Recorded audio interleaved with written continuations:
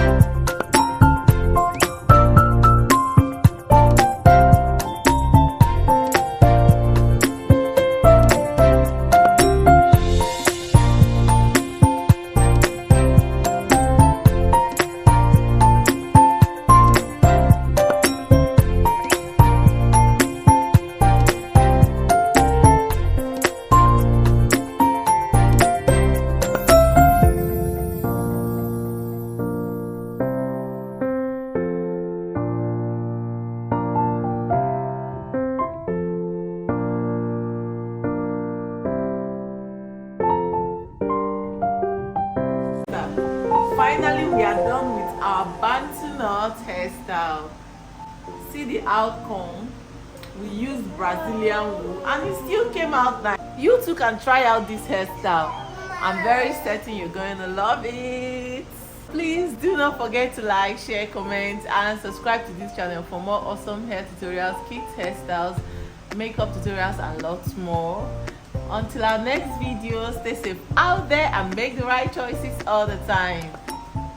Thanks for watching. Bye.